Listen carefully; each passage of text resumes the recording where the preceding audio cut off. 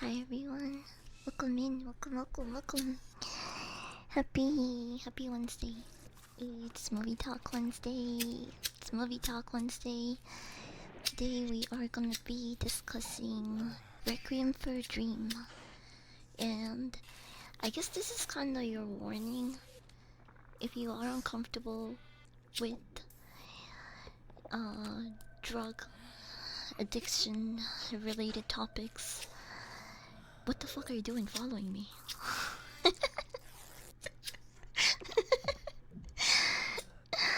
But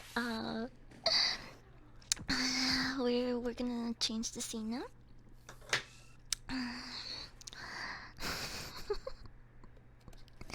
I have a couple of things to say about this movie. It was very interesting. But definitely I don't think it was. Yes, it was sad and depressing to a degree, but I don't think it was as bad as people made it out to be. You know. Anyway, I'm not gonna start yapping about it here. Let's change the screen. Hi everyone. Nice seeing you right here in this cozy alley. Welcome in. So you got the stuff.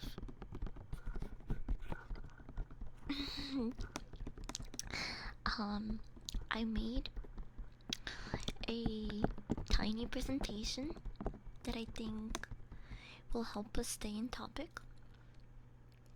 Wait a minute. Do I have some of this going in the back? Can you guys even hear it? Hold on. Where is it?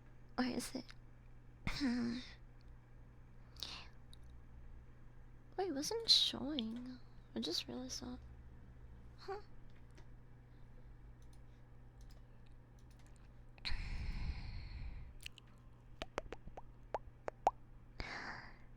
Oh, it's here.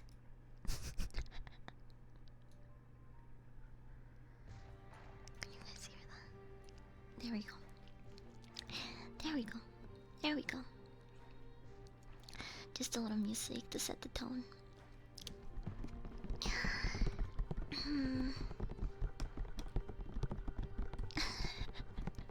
Sauce by Sarah, sauce by Sarah, sauce by Sarah, sauce by chat, sauce by chat, sauce by chat, sauce by chat, juice by chat, juice by chat, juice by chat, juice by chat, juice by chat. We got a 100.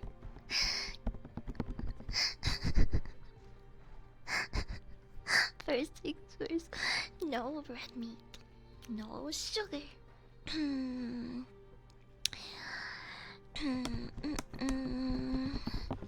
Why are you saying juice by chat? You chat hears what they wanna hear, okay? What the fuck? Why did you take this picture of me? What is this fucking... You know what? Never mind. It's fine. It's fine. You guys take pictures like my grandma. I've come to just accept that at this point, okay? I've come to accept that at this point. Shut the fuck up! Shut up about the government! Shut the fuck up! Nice picture, can I have it? I guess, if you don't show it to anyone. If you don't show it to anyone, it's fine. It's fine. Hi Mike, welcome in.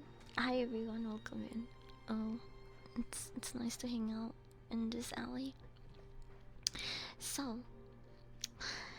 I watched Requiem for a Dream last night.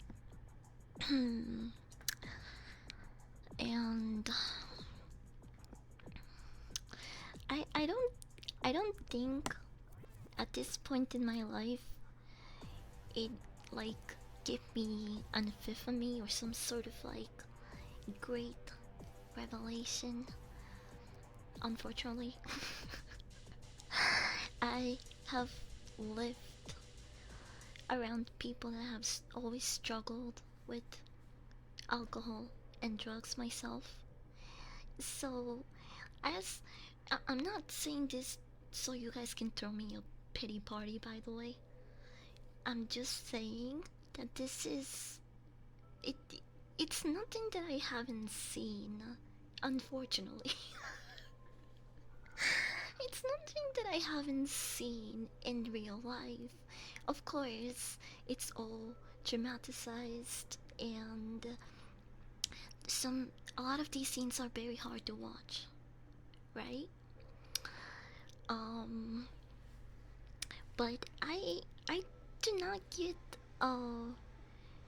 like I don't think this movie can teach me anything that would change the course of my life going forward. I guess is what I'm trying to say. Um, I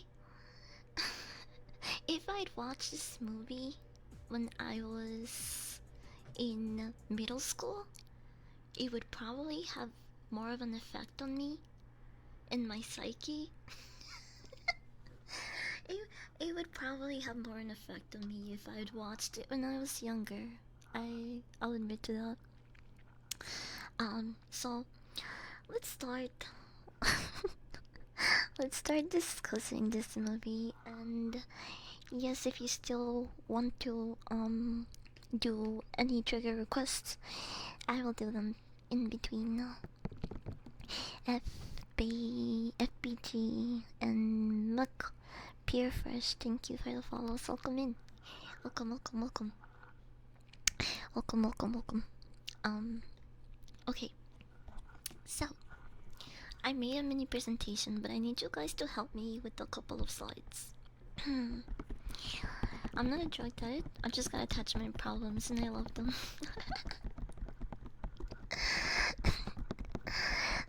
Okay, so Requiem for a Dream is a movie based on a novel by Hubert Selby Jr.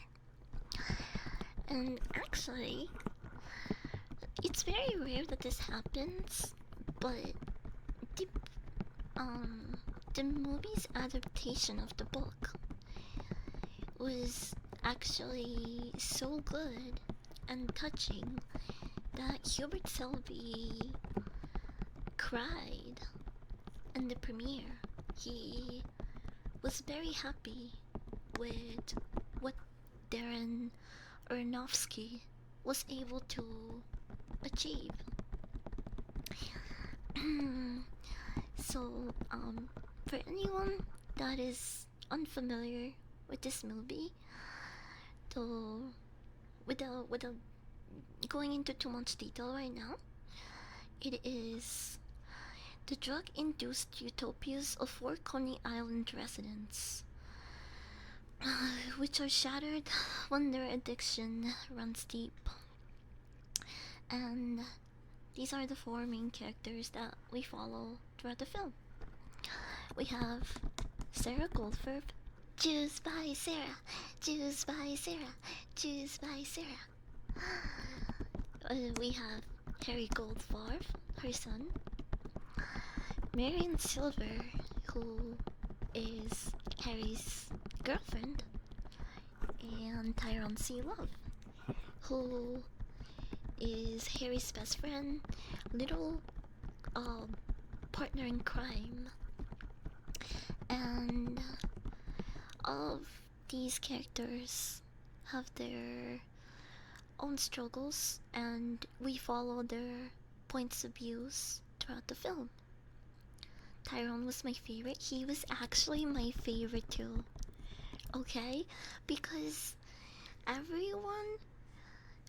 Okay, I'm not saying that Tyrone's ending was any better than all of them, but he also seemed like he was the most chill about his addiction than most of them. Like he was kind of chilling, not gonna lie.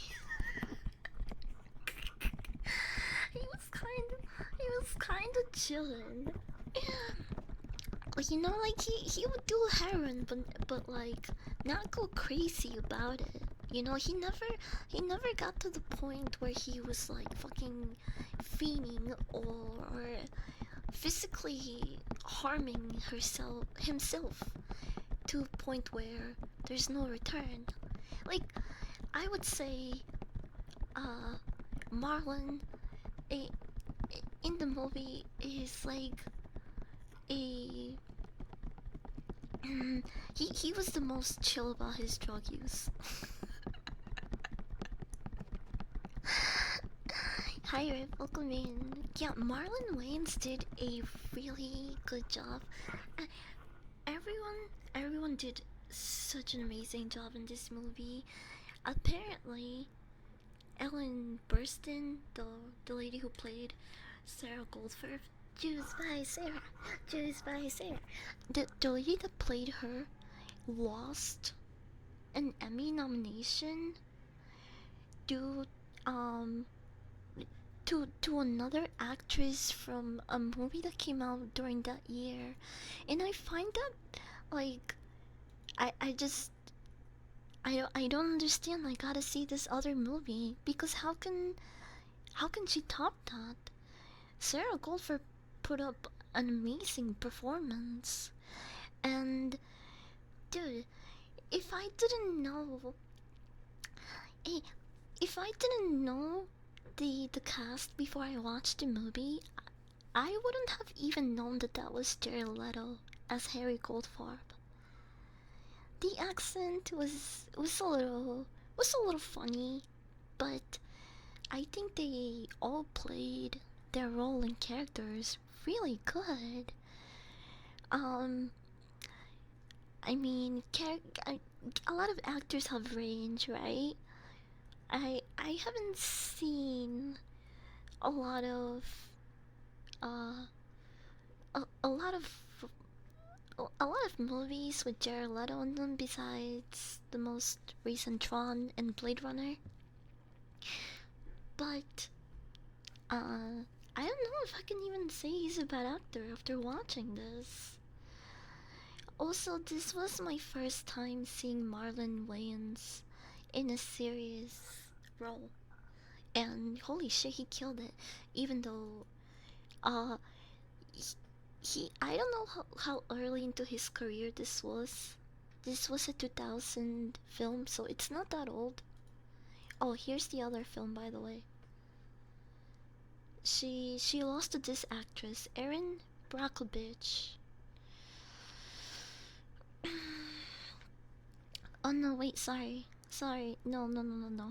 Julia, wait, she lost to Julia Roberts in the for the movie Erin Brockovich. It's a biographical legal drama directed by Steven Soderbergh and written by Susanna Grant. I don't know, bro. I guess I have to watch this movie to see if like um, to see if Julia Roberts really deserved that W over the lady that played Sarah Goldberg, Ellen Burstyn, because I I think her performance was really well done. It's called People in the Oscars. Didn't have to watch all the movies nominated until recently. Oh, what? Is that for real? What the fuck? No way. I love how you made a PowerPoint presentation like you're in middle school. Was that supposed to be a dig? I don't get it.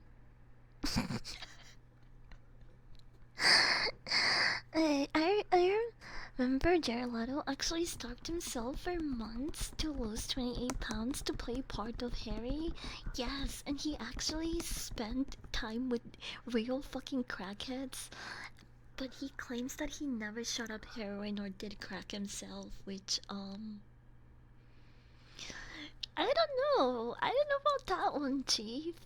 Not only did he lose a lot of weight, but he was in a fucking actual crack house. I, it seems. I mean, I've heard crack makes you lose a shit ton of weight. I don't know, just. But yes, the characters did a lot to prepare for their roles. They even uh abstained from having sex. Oh my gosh, so hard not having sex for like 3 months. I thank those. The PowerPoint is cute. I don't know about that one, yeah. I'm saying it's dope for you made a presentation. It sounded like a dick, so I was like, okay, whatever, dude. The first time I watched this, I was in the trap house. I know way you were in a trap house watching this and then you didn't consider your life choices. Or maybe that shit was just so good you just did not give a fuck. Brojo and Hobo, welcome in. Can you fart in a designated corner away from me, please? I remember Erin Brockovich being a good movie and was really liked by middle-aged white women demographic. I mean, it makes sense. If that's the demographic, I feel like those are the type of people that have a lot of time on their hands. This, this is probably a white one to a degree. I'll quit. I'll quit drugs before nuts. Yeah, man, so sick. But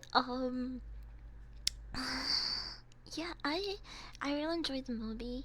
Um, I will say, I think the transitions, like I did at the starting screen scene, I think those having been in your face like every fucking uh I don't know 2 to 3 minutes. Okay, I'm exaggerating, but they used them a lot. I thought at first they were pretty corny, but sorry, I didn't. I couldn't warn you about that one. It kind of just came out, just kind of slipped out. I'm sorry. Um, but as I was saying,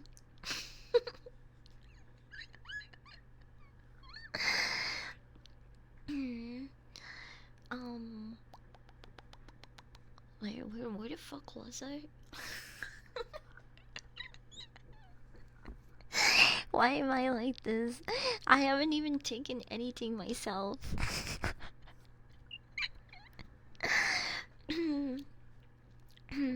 But okay.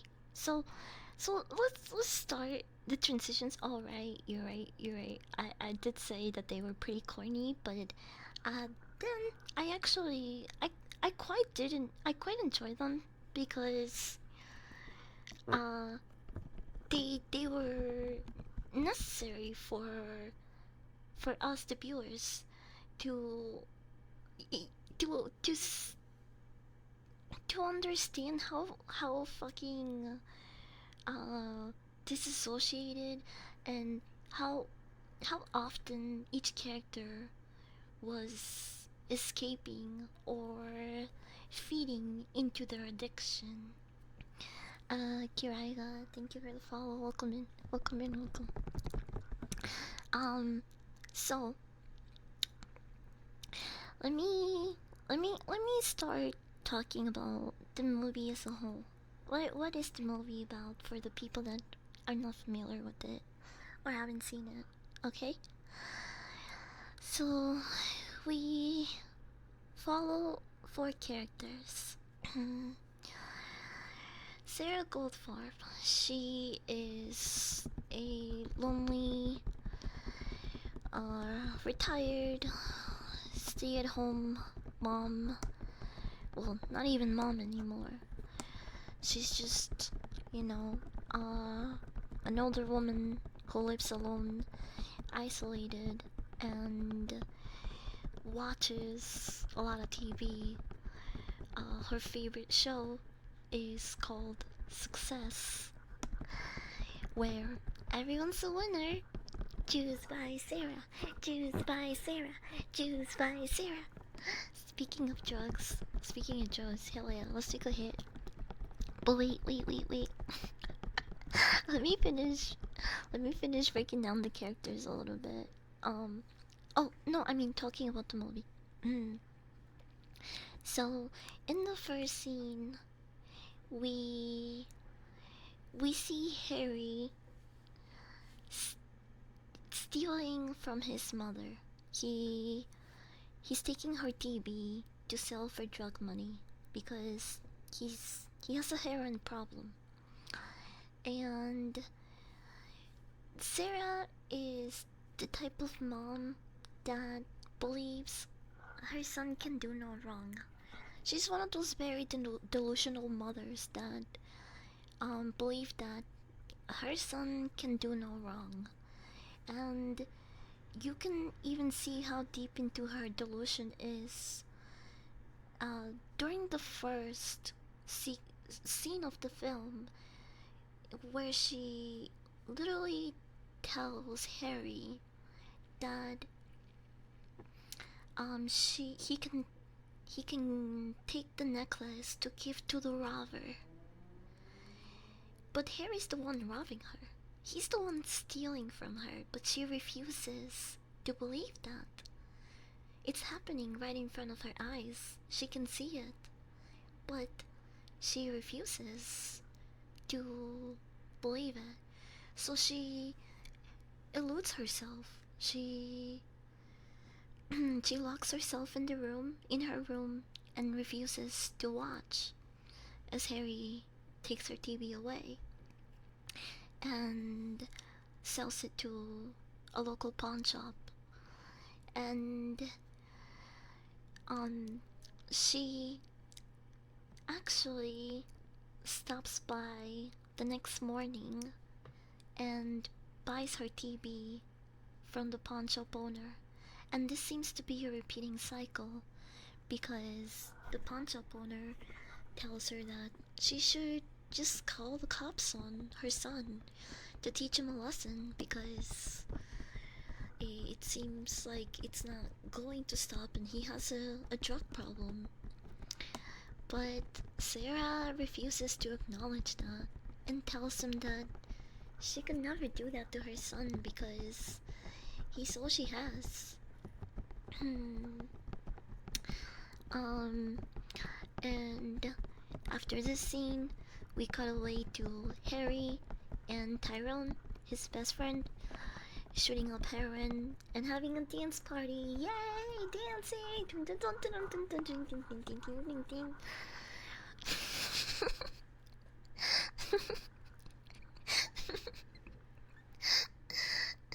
They should make a movie where Sarah Goldberg and Joel Goldberg have a kid and call it heroin.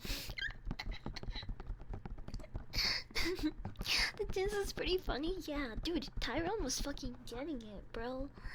That was pretty funny, not gonna lie. Later on, we are introduced to Marion Silver, who is the third addict of the squad. Think of it like the Three Musketeers, but instead they're the Three Fiends. uh, Marion comes from a a Marion is the only one out of the group. Hey, what? Hi Darklo, welcome in. Couch, welcome in as well. Welcome. We're discussing Requiem for a Dream today, and I'm doing triggers in between if you wanna question me. But Marion is the only one that comes from wealth out of the three in the group.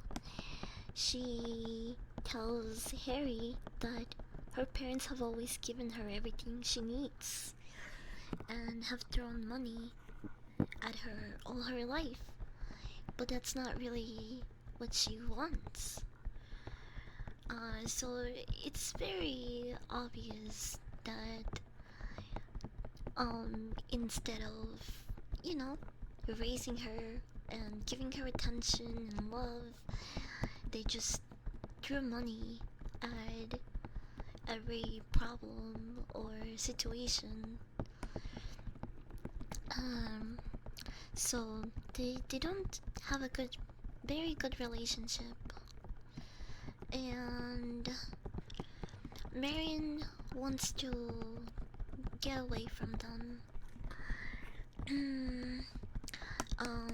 Her parents eventually cut her off.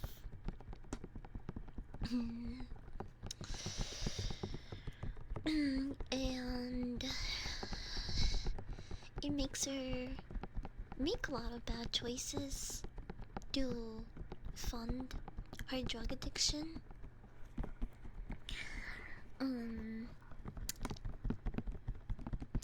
Tyrone is I think he's a very relatable character for a lot of a lot of people that grew up in poverty like me. He that grew up in poverty, but with the single what seems like a single mother that tried her best to give him whatever she could to help him thrive and succeed. She would tell him as a young kid that she could see a lot of potential in him, and she knew that one day he would be successful. So Tyrone's dreams and aspirations were to get out of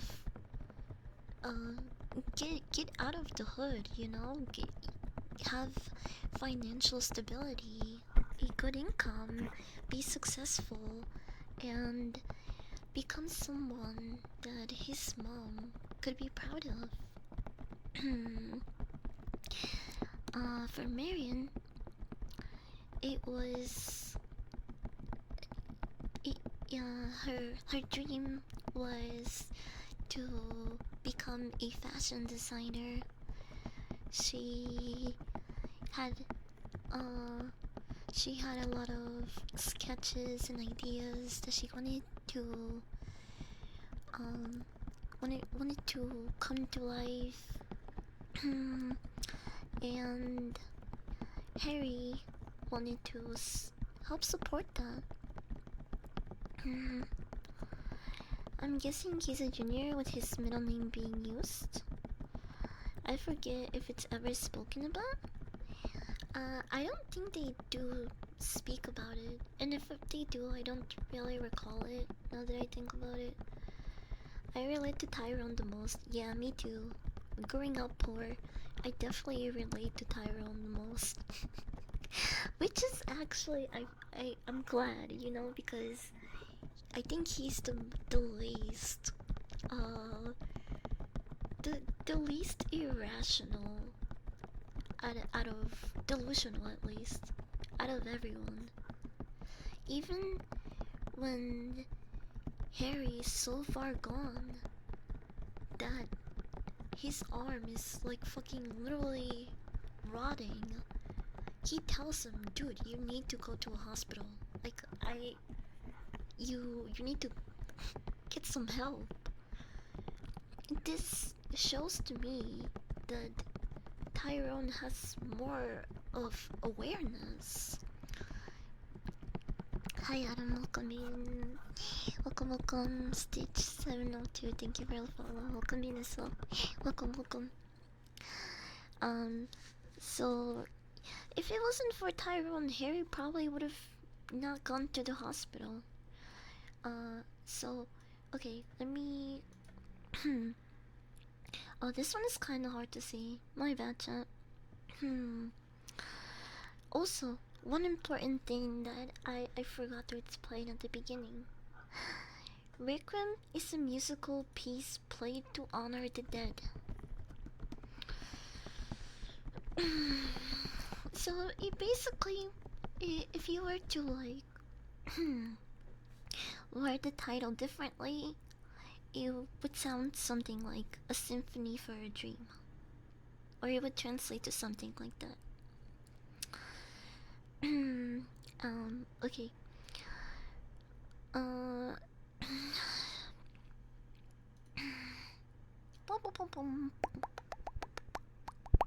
that's actually pretty neat. Yes, and Hubert Selby said, "This is a quote, not from the book, but just something that the author said that pertains to this story." He said, "I suspect that there will never be a requiem for a dream, simply because it will destroy us before the opportunity to mourn its passing." What do you guys think that means? And I'm kind of retarded, so I'm not gonna lie. It took me like 10 minutes to get this quote.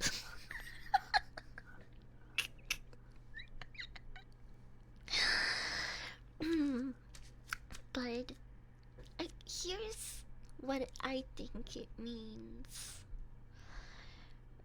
Um, it's Hubert is basically here saying that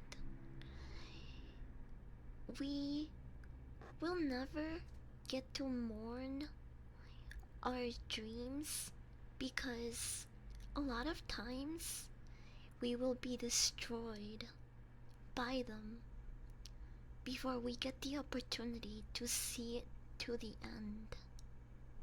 Does that make sense to you guys? Basically, the fact that so many of us let let those ambitions and dreams consume us to the point where we destroy ourselves before before we get to that ending sequence symphony, I guess you could say. To accept the death of dream in its death in itself. Ooh, that's a good. That's a. I didn't think of it that way, but that's a good way to put it. We can have all those dreams and ambitions, and it can take just one thing to go wrong for it all to crumble before our eyes. Yeah, that's a good way to see it. Um, but I thought this was a very interesting quote. Um, at first it was very confusing because I was taking the the term requiem, I think, way too literal. But when you put it like that, it kind of does make sense. Oh my gosh. You burp.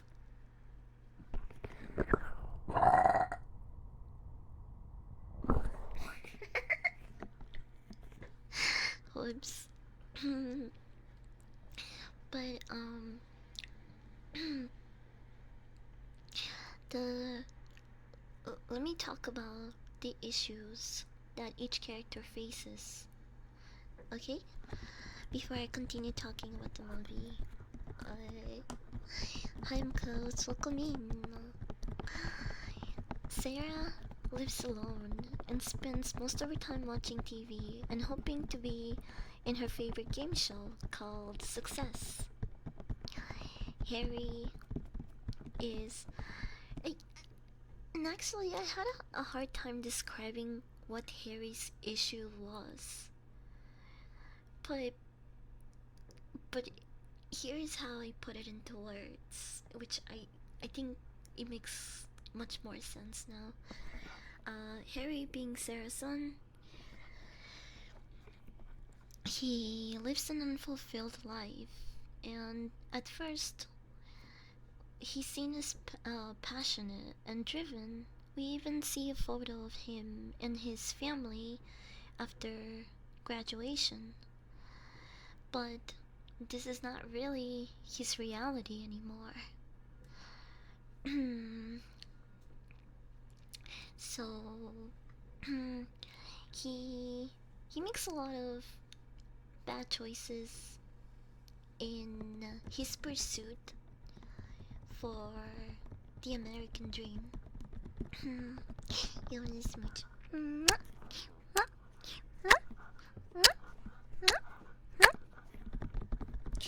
Um, Marion was brought up with wealth, as I said before.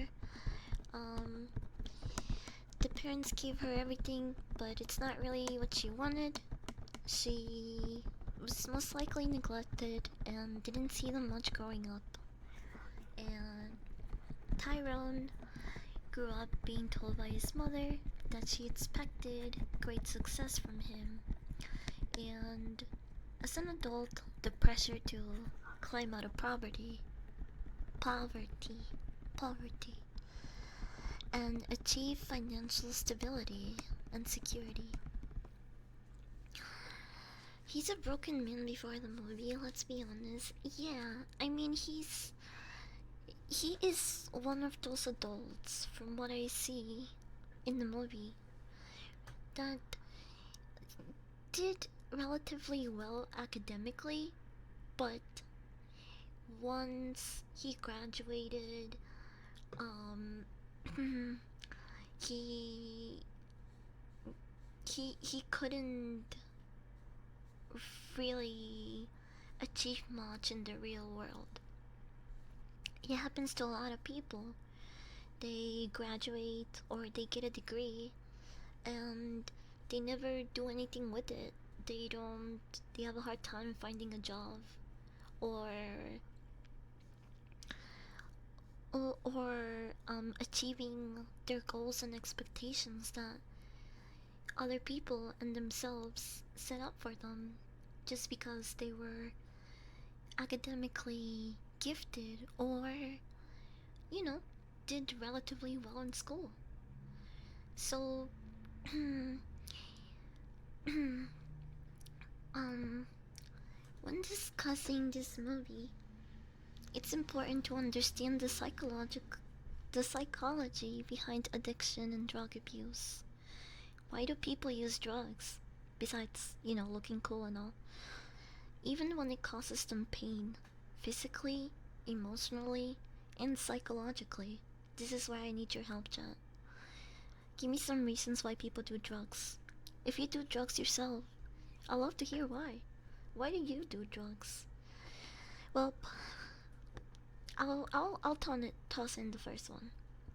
The main reason people do drugs is because they get something in return. They get something out of it. Okay?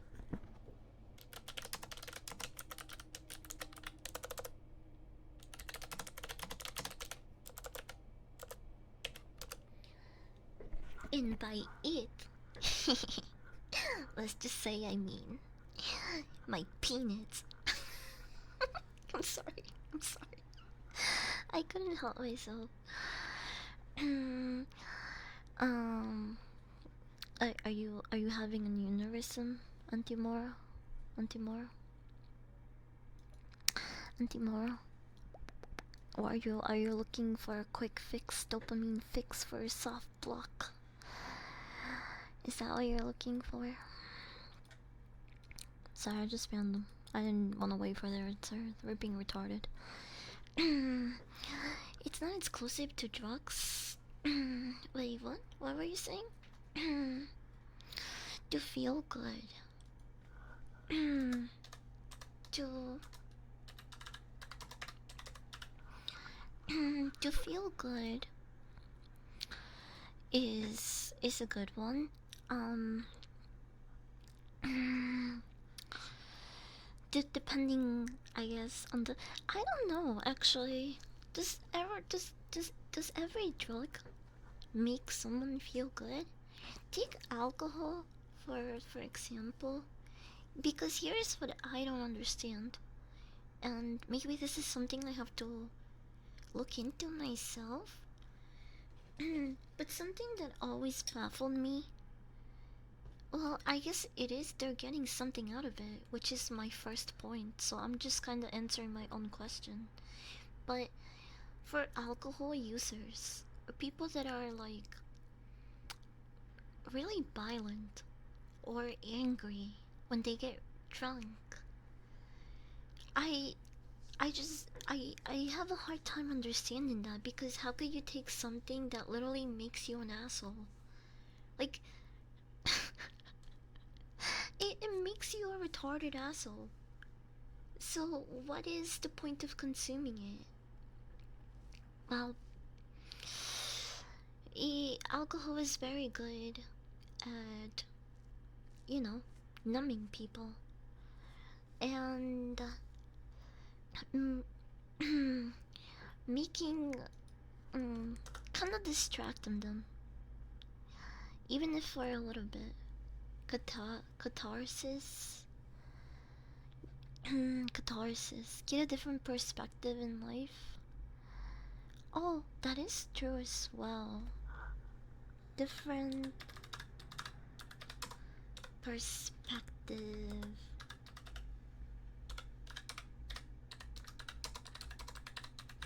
Different perspective in life. It's a getaway thing, an escape. Yes. Escapism. He pulls us away from our reality just for a little bit, sort of a high in a world of lows, and some people chase that high to their graves. That's true. To stop the pain for the day, it's like a getaway from life. Huh. Would would stop the pain be considered as like numbing? Would you? What? I mean, yeah. Let's to put it simply. Let's write down to stop pain. Wait, why am I writing down quotations? Like it doesn't do that.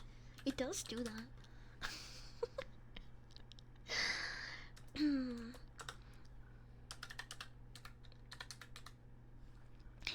I will write them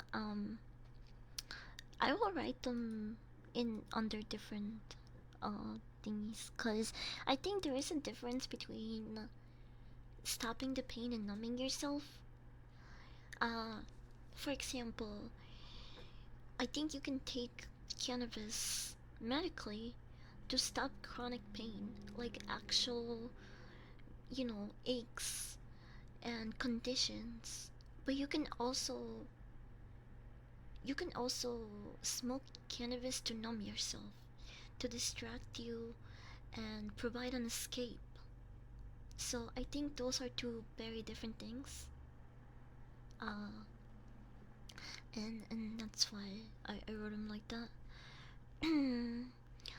Not drugs, but alcohol kind of numbs you to the hurt, and you can live for a moment. I got my electrician. Oh, sorry, I'm really late behind on chat. I don't know why. It's numbing, self-medicating. self-medicating is a good one too.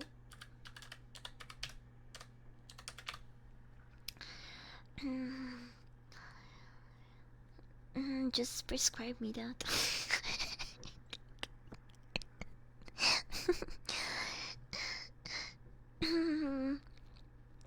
Alcohol is poison, and there is nothing inside me that needs to die.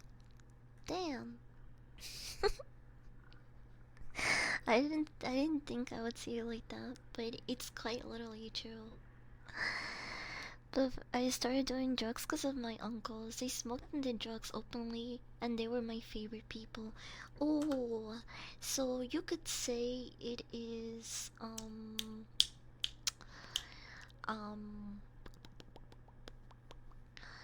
because of oh, how do you say that word? How do you say that word?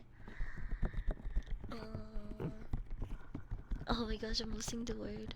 When you do something because you see people that you look up to do it. It's imitation. Thank you, thank you, thank you, thank you. Imitation. Uh, environmental slash environmental. Oh my gosh, I can't fucking type.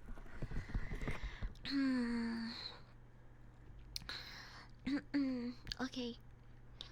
Are we forgetting anything else? I feel like we are, but these are already pretty good points. The trail of it, boredom, coming from bumfuck nowhere, it was something to do. Uh, trail of it. Okay, that's a good one. Trail of it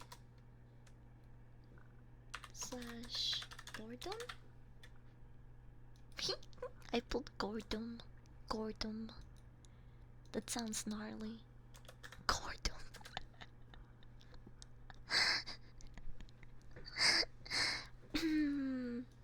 um, I'm trying to think of anything else. And oh, our farming. Yeah. Hold on. The childish is excuse. Let's add it in there. Because it looks cool. Because it looks cool. So peer pressure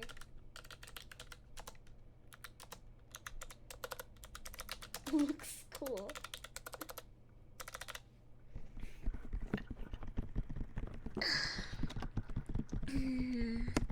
um, I'm trying to think of more. Jack, can you think of more? Yeah, we have some pretty good ones. We have 1, 2, 3, 4, 5, 6, 7, 8, 9, 10. I would say that's plenty. That's plenty. So people use drugs for these reasons, even when it causes them pain, physically, emotionally, and psychologically. Are we including religious stuff too? Since this is more, the topic is more about like abuse, I would say no. Because I don't think. I mean, actually, you could start off religious and then end up abusing it. Trying new things, YOLO type shit. I don't know. I feel like that falls into peer pressure. What about loneliness slash isolation? I feel like that falls into boredom. No. Hmm. Let's put. I think loneliness, isolation, kind of falls into the category of using drugs as an emotional crutch. So I think that's better. We should word it that way. Emotional crutch. So I think that will also cover depression because it's the drug is used as an emotional crutch. I've done things just for the YOLO without being pressured. Okay, fine. I'll put cause YOLO.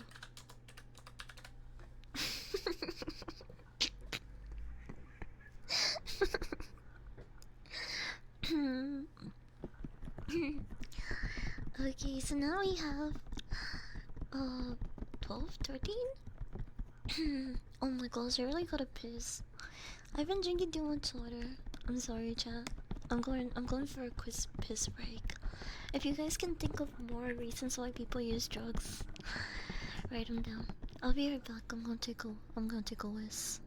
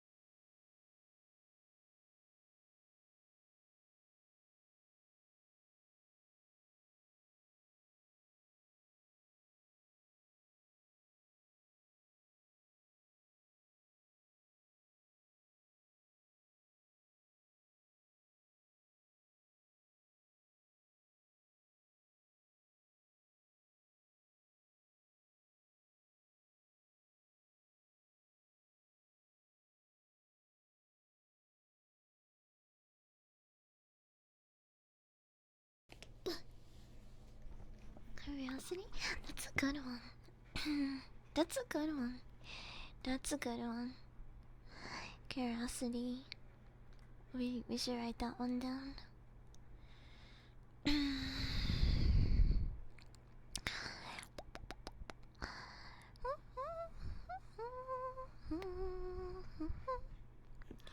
Was it a good whiz? Yeah, it was a good whiz. I didn't really need to pee a lot though. Didn't really need to pee a lot. You wash your hands? No. I use hand sanitizer. I just fucking spritzel that shit on my hands and I'm good to go. Okay. No reason to like fucking spend extra time there washing my hands. At least that's how I see it. I don't know. Some people might think that's really gross, but I think it works. I think it's good enough. I think it's good enough. Also, my bathroom is quite literally like right next to my room, so one of my biggest fears is forgetting to leave the mic on while I'm going in a piss break, and then just hear me go in a fucking long ass stream that you guys will probably be concerned about how long it actually lasts sometimes.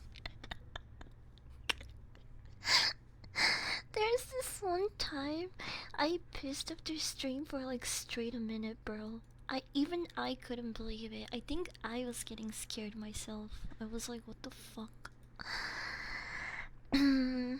Okay, back to the back to the stream. Um, curiosity. Before I forget. Before I forget. Curiosity.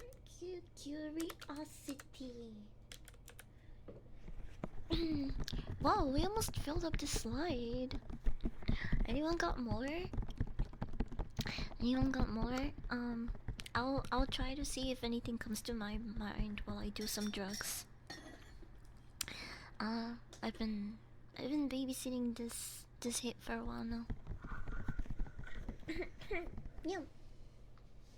Where's my ball? Oh, I left it over there. Hey,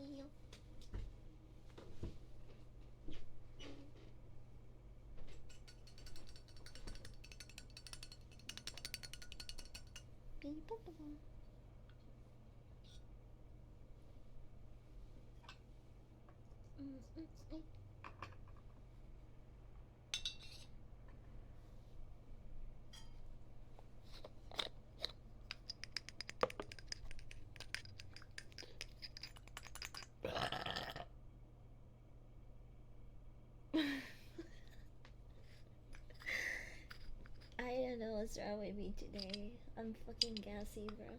I think I had too much protein yesterday. For lunch and dinner, cause I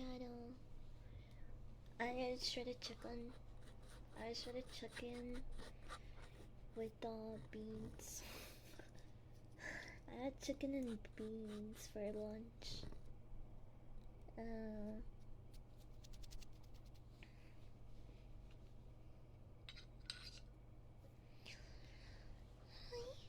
I think we cover all the reasons. It's like abuse and stuff.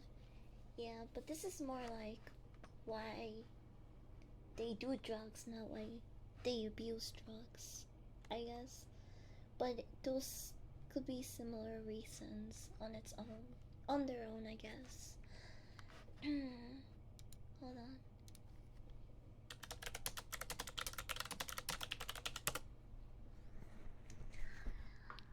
Okay, let's see. Let's see if I ask Google, why do people do drugs? We have self-medication, curiosity, escape from reality, peer influence, cultural norms. That's the one we didn't really we didn't really put there.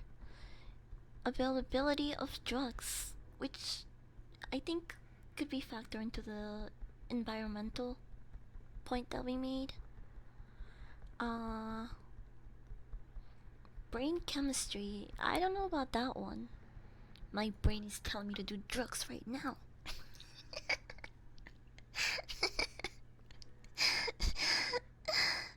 I don't know about that one, Google.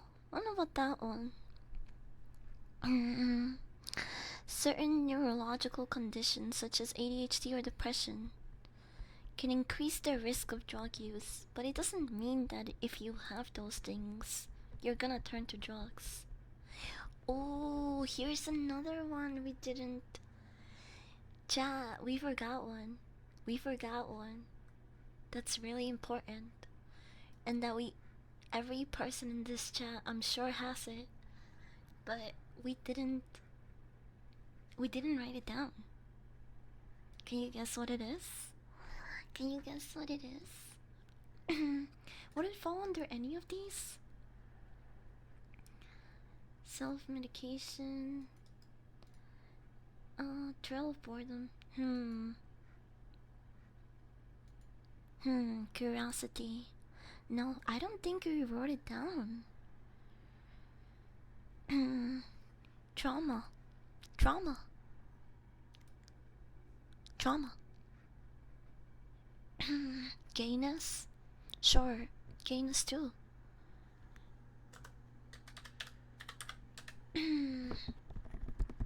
Trauma. How could we forget about that? It was the trauma that made us forget. It was the trauma that made us forget.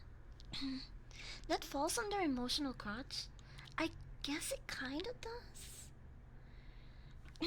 But, should be different though, because I think you can use it as an emotional crutch without being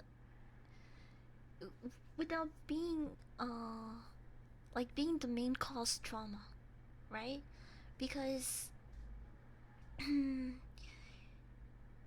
um there's a difference between psychological and emotional hurt.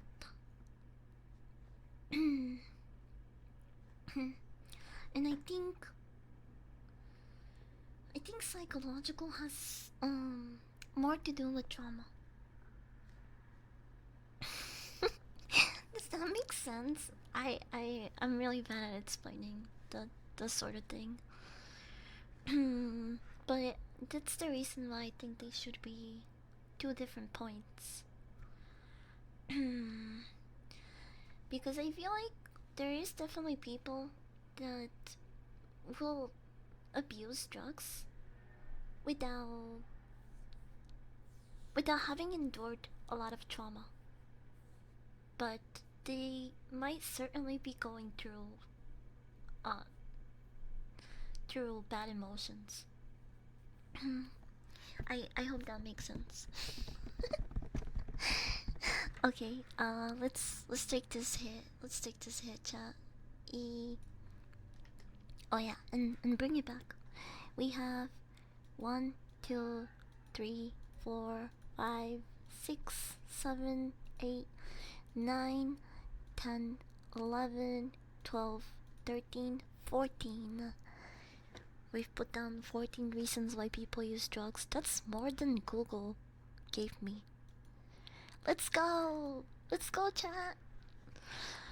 A lot of jokes can traumatize you. Fuck around and find out. Yeah, that's true. Do we have something that falls under grief? Or could you put that with trauma? I think that's under emotional crutch. Because grief is an emotion, not something that, like, really traumatizes you. I guess unless you're seeing the person, like, being ran over in front of you or something. But the feeling of grief is an emotion. So I think it would fall under emotional crutch. Yeah. Yeah, yeah.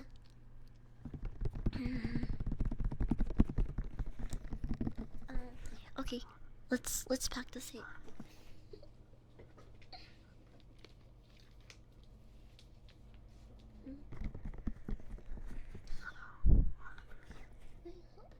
Lowest the gain here, cause I could barely hear myself. Is that too loud? I hope it's not. I just wanted you guys to be able to hear this long hit.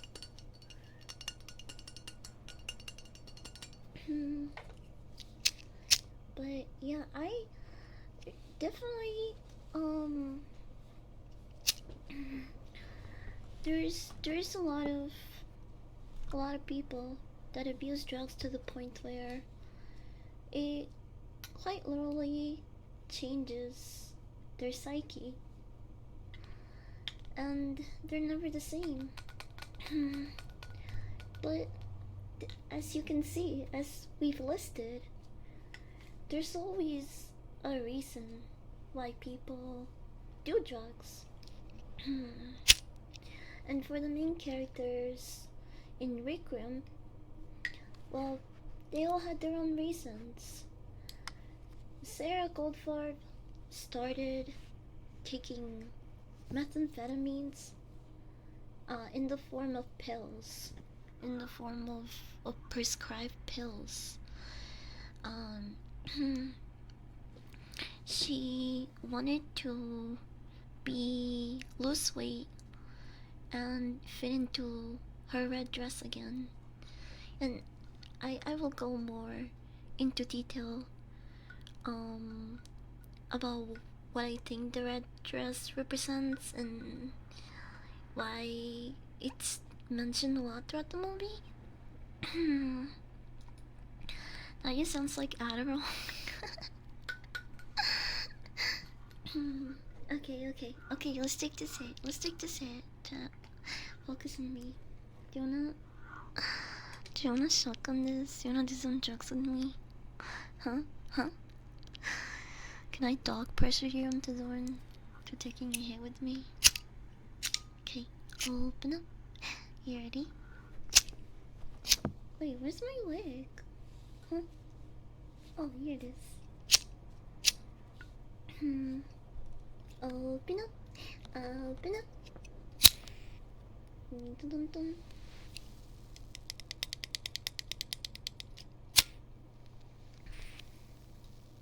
Huh?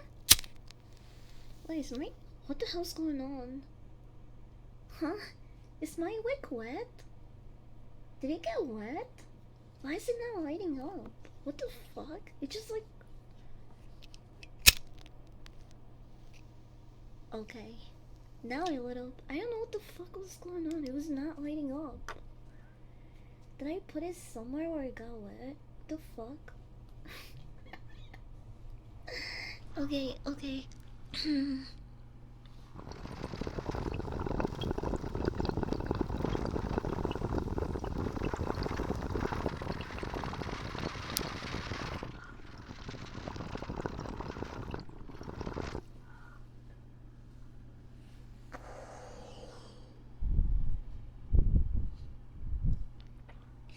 Lit you a candle? Yeah, I need to get a good candle.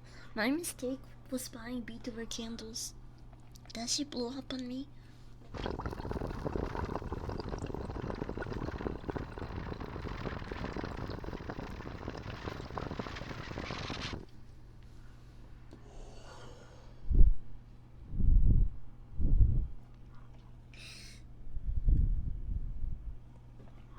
Oh, not the candle didn't blow up, the glass blew up.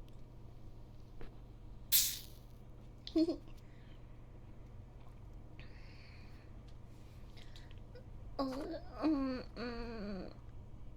Transporting was actually in the recommended films next to this one.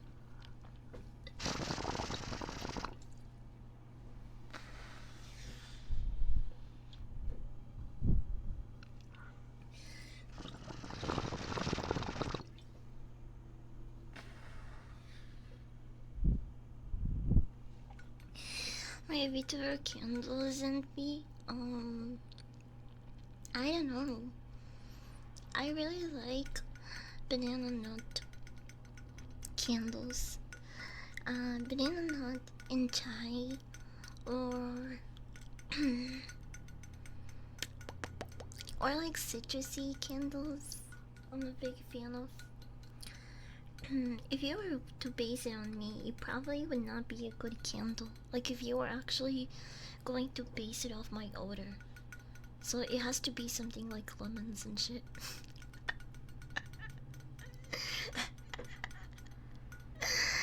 If you want to please a rewatcher, do you want to see reaction? It's fucking mental times. Yeah, maybe. I don't. The problem is that, like, whenever I sit down to watch movies, it's pretty late at night. Cause most of the time I can't like fucking sit down to watch a movie in the middle of the day, even on my days off. Peanut butter and chocolate. Oh my gosh, peanut butter would be a good one, but it would make me so hungry. I think if I had a peanut butter candle, I would be more inclined to fucking snack on peanut butter, and I already do that pretty often. I have peanut butter every morning.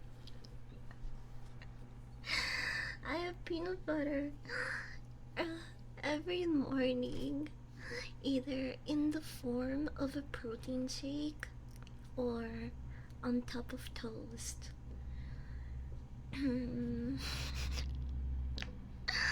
So one way or another, I'm having peanut butter in a liquid or solid form.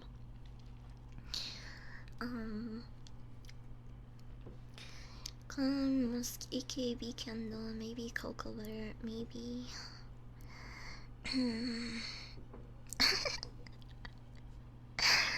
Okay, well, I think this is a conversation we should have in DMs or something.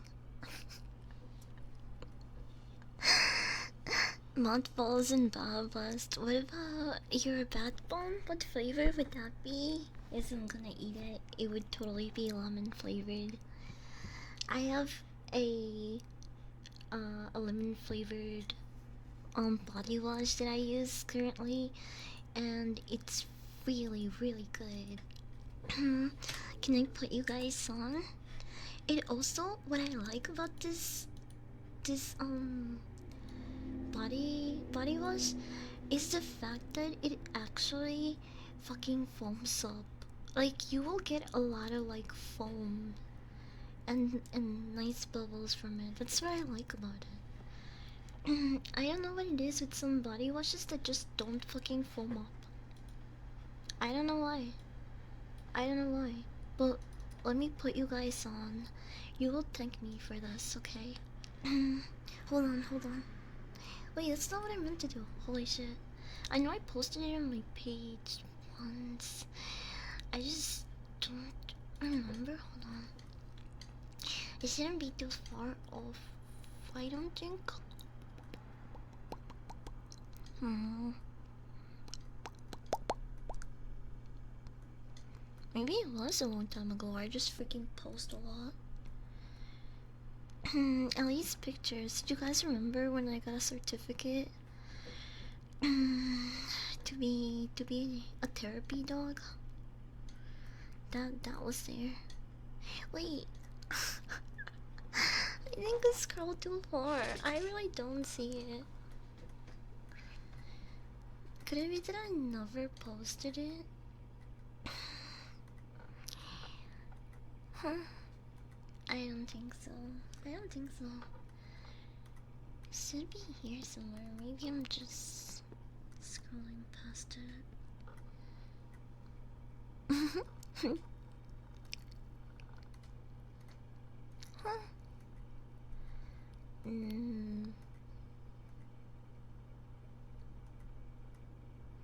Wait. Or am I looking at the wrong account? Oh, I hate having two accounts, bro. Uh,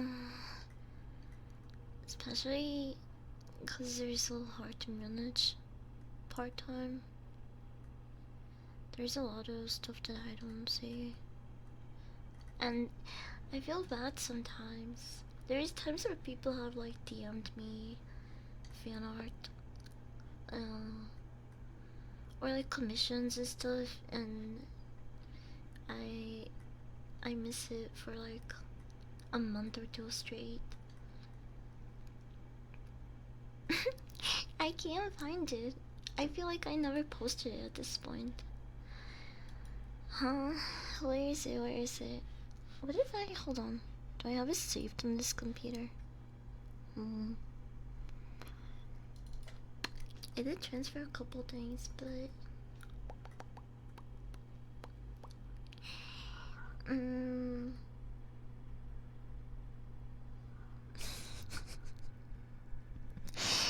so much freaking bullshit on this computer.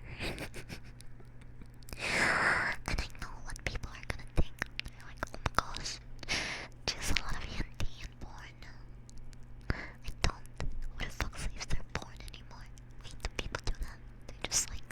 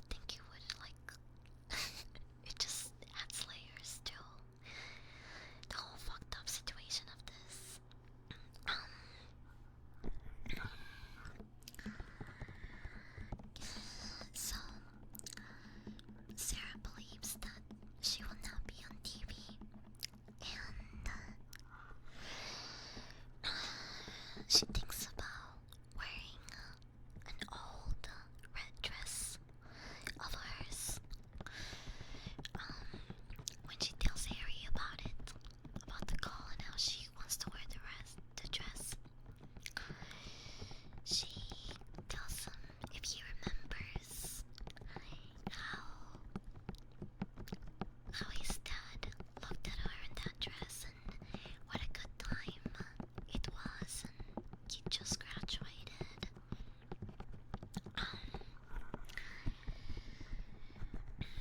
So Sarah makes up her mind and decides that she's going to wear this old red dress to when she makes her TV show appearance. But the next day she finds that she can't fit into that old dress of hers because, well, you know, she's old. She pretty much only watches TV all day. So, obviously, she's not gonna be able to fit into like a 10-year-old dress.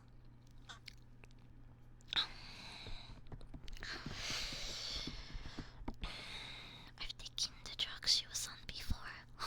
No way. Really? Does it really make you energized? And like, well, they're like uppers, right? He said it. Yeah, they're uppers. I don't think I've ever been on uppers. Hi, Marion. Welcome in.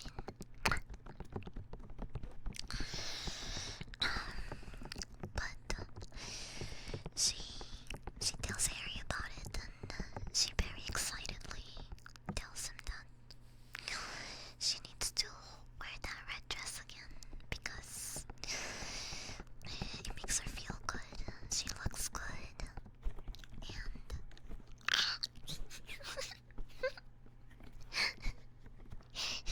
hi, Decca. Welcome in.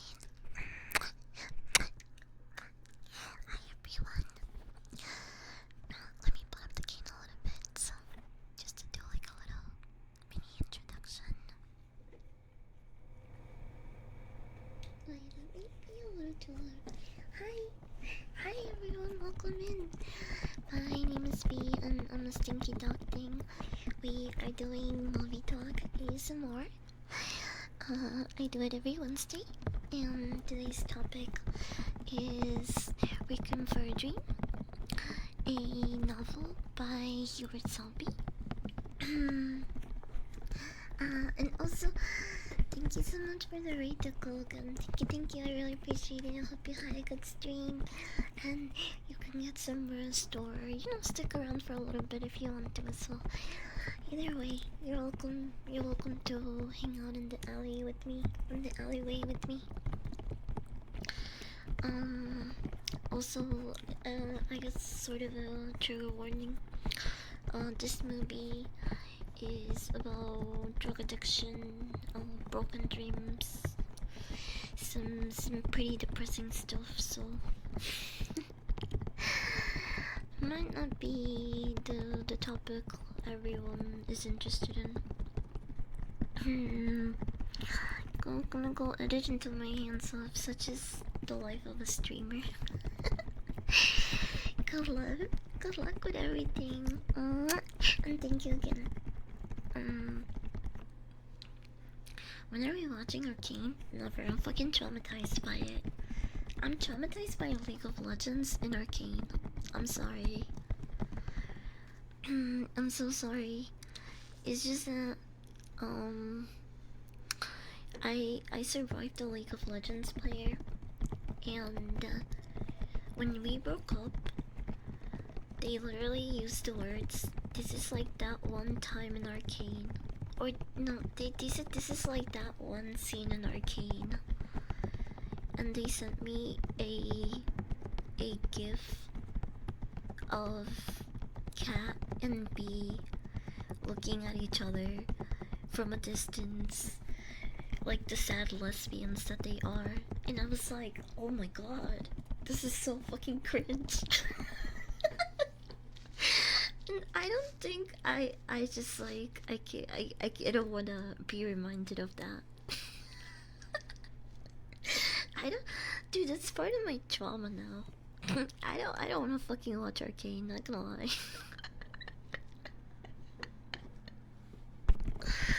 Class 69, thank you for the follow. Welcome in. So on Saturday, I'll put it on my schedule. Yeah, you guys can watch it without me on the server. It's cool.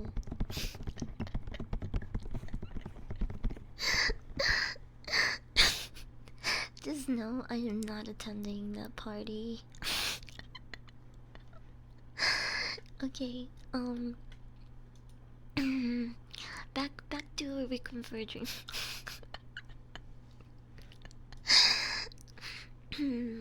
So, this movie follows four characters. I explained the issue that each character is having. If you wanna give it a quick read, there it is. I hope it's it's visible enough. I don't know if the text is too small from some people. It might be. I'm sorry. I'll make the text bigger if that helps.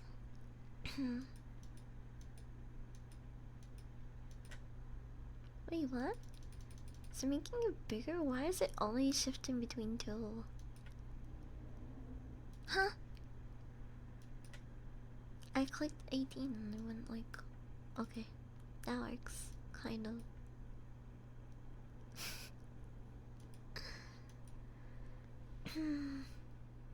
There we go. There we go. I made it bigger. I made it bigger. Is that adequate for you, chat? Huh? I thought size didn't matter. But you want bigger? Uh, so, I went over the characters. We explained each issue that they're having, and now I was just talking about the story and what happens in the movie with more detail. So, Sarah believes that she's going to be on this TV show. And she keeps telling. Oh, by the way, here, let me put down the gain a little bit so it's a little more comfy. Hold on.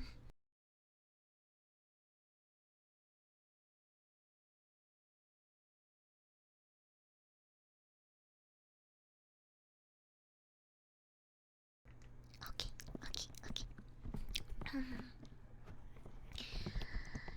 Um, so Sarah thinks she's gonna be her favorite TV show due to a call that she received claiming she's the winner and that they're going to need her information to set up a date for her to come into the show. She tries to lose weight by dieting, but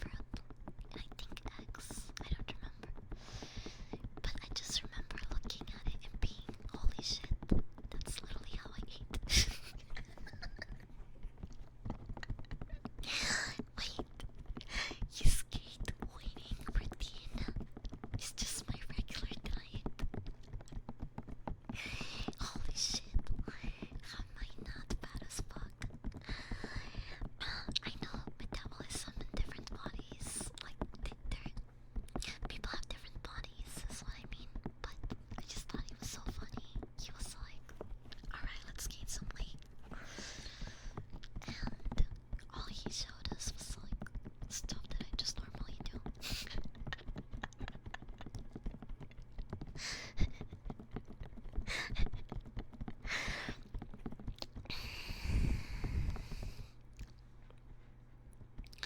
would just drink 10 pounds of heavy liquid when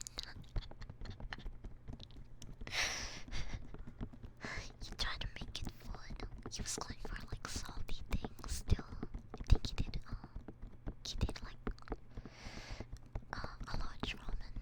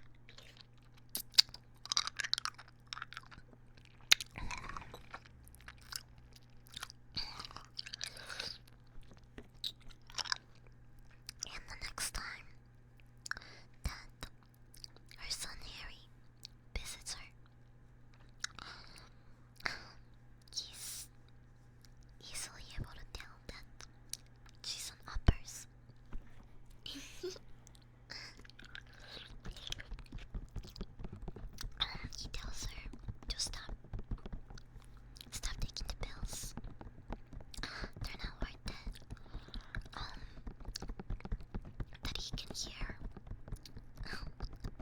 her grinding her teeth from across the room.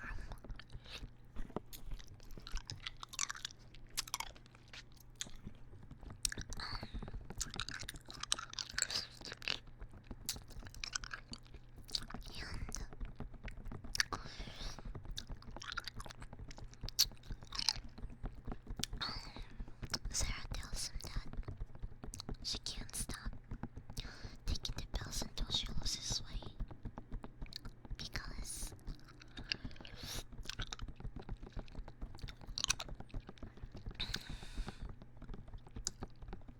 she is determined to put on the red dress,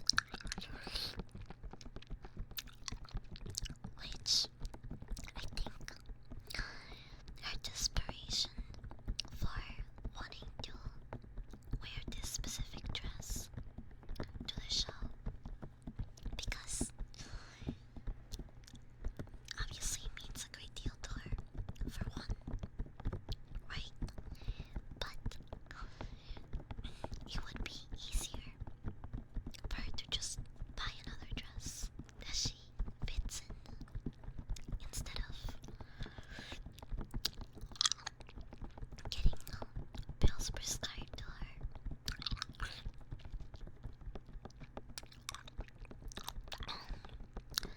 But I think part of the reason why she's so fixated on wearing that old red dress is because it represents a time in her life where things were going good. Her husband was alive.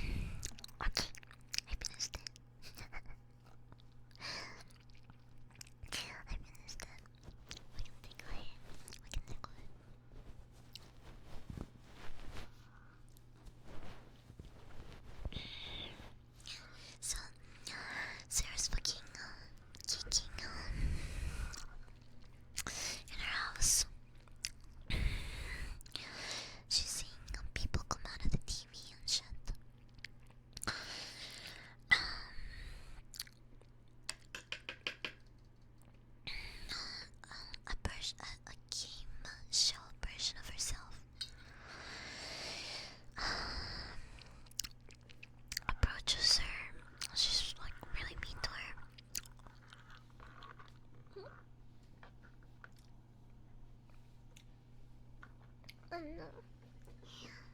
There we go. I had that caught on my chair.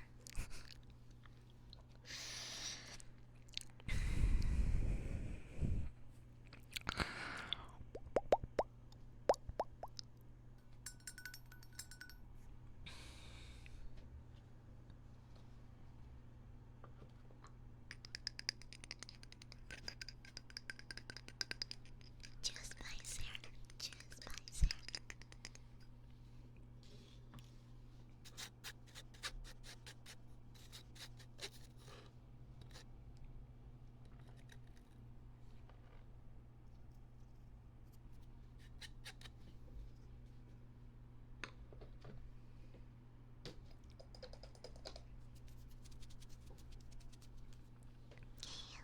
We got a winner. Choose by Harry.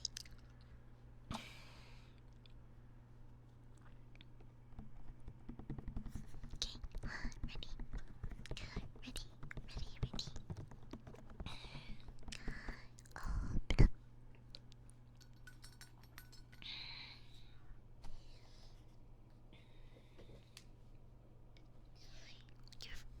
Your favorite part was not the one when Jared Leto said, I'm Requiem. I'm Requieming. I'm gonna Requiem. That was not your favorite part of the movie. It's Requiem time. It's Requiem time.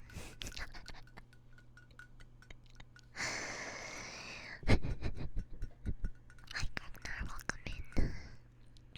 Yeah, that was my favorite part of the movie. I'm dreaming it. I'm shooting it.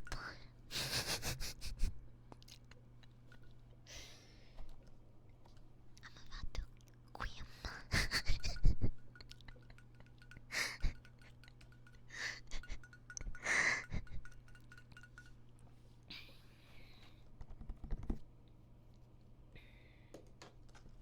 Conning Requiem.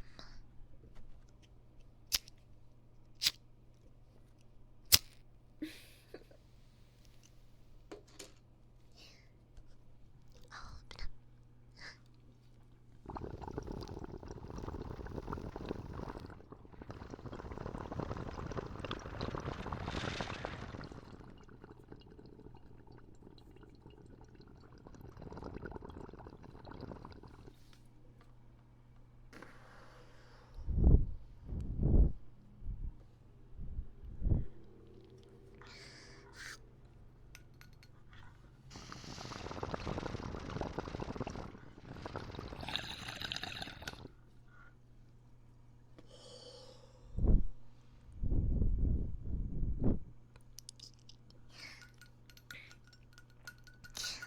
Choose by B. Choose by B.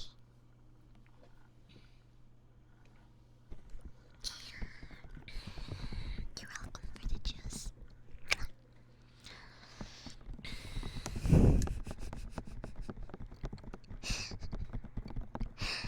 a winner. We got a winner. Winner. Not that type of winner. I mean winner. I'm tweaking it. It's tweaking time. Speaking of movies, I might go watch Black Phone too. Might. I've heard a lot of mixed things, but so far I think it has a good rating. I need a burp. My voice, but wait till you hear me burp.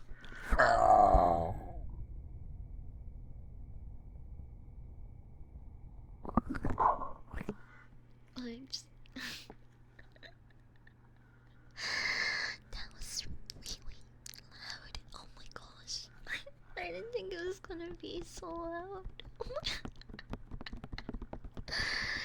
I felt it coming, but I I didn't think it was gonna be that loud. Holy shit. I'm so sorry, your poor ears.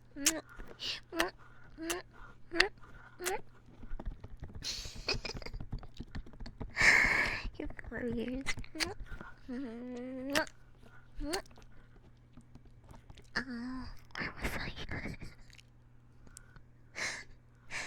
um, oh.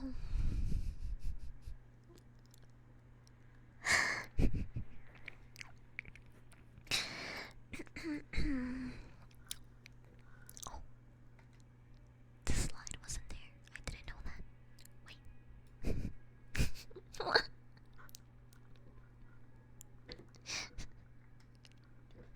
Wait, there we go. Now I can see them.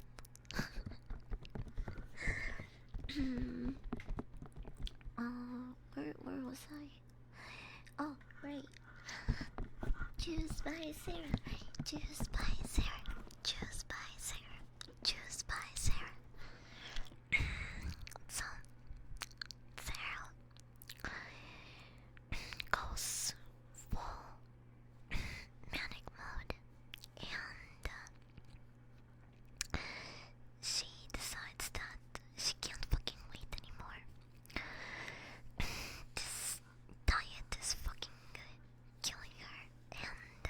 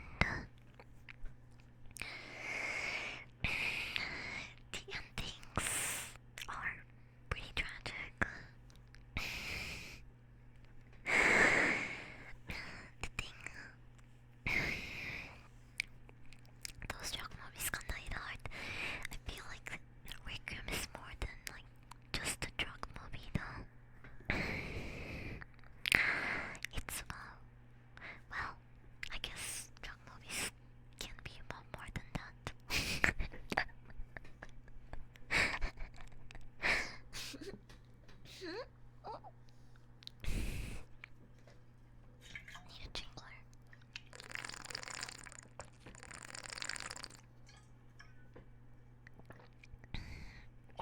Spun is another one that I think is pretty harsh. Is what is this? Hold on. Oh, it's the body ones.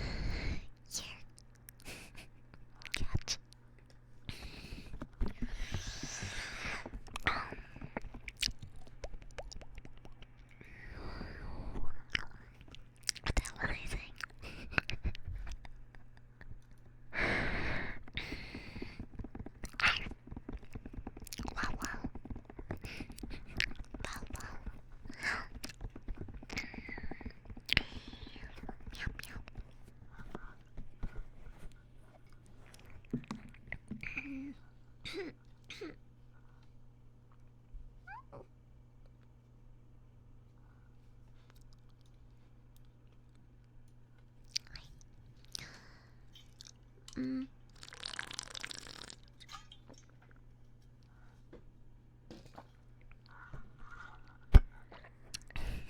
Sorry, I tapped you a little hard there.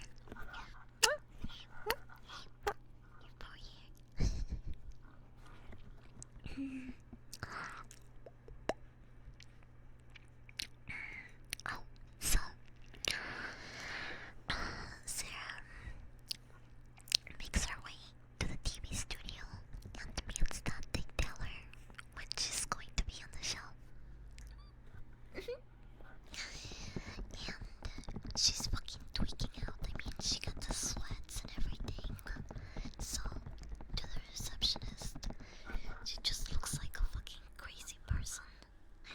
And this scene is just very hard to watch because, again, Sarah is a motherly figure and kind of a mama's girl.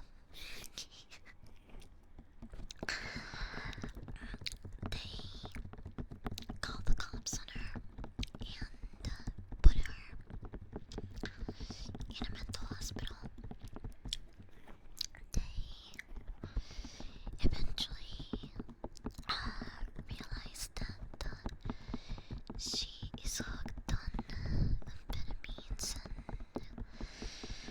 and she refuses to eat. So they force her to eat and keep her in the institution.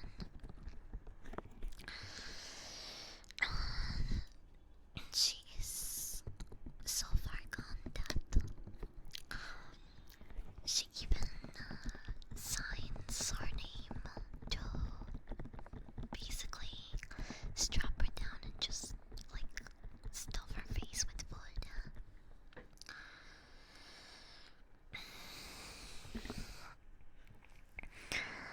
Sarah has the second worst ending. What ending? Reading from characters from all four.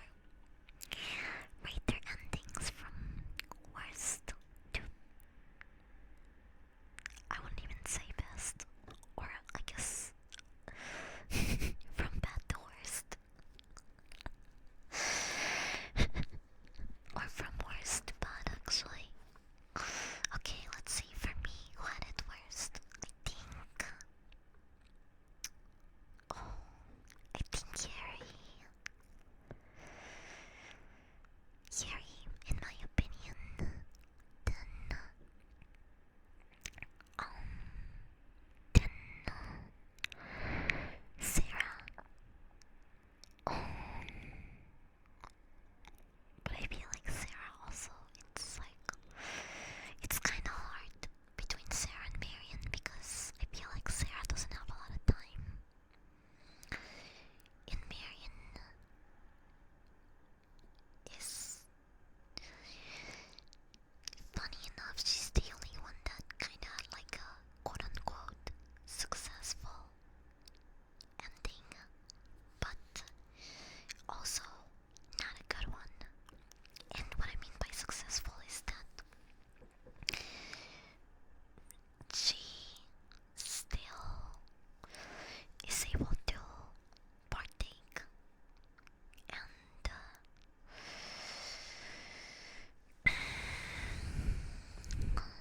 and continue the cycle.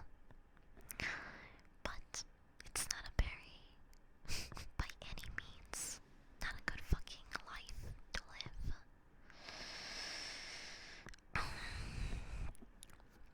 So